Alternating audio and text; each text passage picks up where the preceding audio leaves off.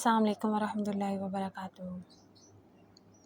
تم امید مت ہارنا، اللہ کی رضا میں راضی ہو جانا۔ جس انسان نے اللہ کی رضا پر آمین کہا، اللہ پھر اس کی رضا میں راضی ہو جائے گا۔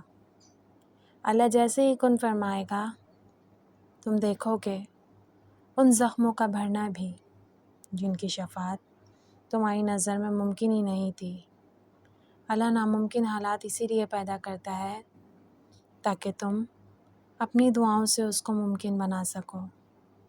اللہ تمہیں مشکل حالات میں اس لیے ڈالتا ہے تاکہ تم اڑنا سیکھ سکو۔ بس یقین رکھو اللہ پر، جو حضرت یوسف علیہ السلام کو ویران کنویں سے نکال کر ساری سلطنت کا بادشاہ بنا سکتا ہے، تو وہ اللہ کچھ بھی کر سکتا ہے۔ اب بتاؤ کہ ہے کوئی جو اس کے علاوہ تیری سنتا ہو، تو اس سے پیار کرتا ہو۔ اللہ پاک کے فیصلوں پر کبھی شکوہ مت کرنا، کیونکہ دعاؤں سے مقدر انہی کا بدلتا ہے جو کبھی اللہ سے شکوہ نہیں کرتے، پھر وہ تمہاری دعاؤں پر کن فرما دیتا ہے۔ اگر اپنی جھولی کو بھرنا چاہتے ہو تو تمہیں اپنی خالی جھولی پر صبر کرنا ہوگا۔ اللہ نے تمہارے لیے بہت کچھ سنبھال رکھا ہے، اور تمہیں وہ سب حاصل کرنے کے لیے اللہ پر بھروسہ رکھنا ہوگا۔ اور یقین رکھو، معجزے صرف صبر کرنے والوں کے لیے ہیں۔ وہ جو ماں سے بھی زیادہ پیار تم سے کرتا ہے، اس نے تمہیں آزمائش میں ڈالتے وقت تمہارے لیے کچھ تو بہترین سوچا ہوگا۔ صبر کر لو، یہی سوچ کر کہ جو ہو رہا ہے اس میں اللہ کی مصلحت اور تمہاری بہتری ہے۔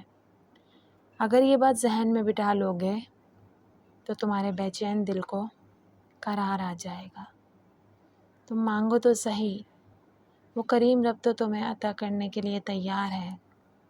پریشان کیوں ہوتے ہو جب تمہارے پاس اللہ ہے، جو پوری کائنات کا مالک و خالق ہے۔ کبھی زندگی میں اگر کوئی راستہ نظر نہ آ رہا ہو تو سب اللہ پر چھوڑ دینا چاہیے۔ حالات جیسے بھی ہوں، اللہ اس کے لیے راستے بنا ہی دیتا ہے۔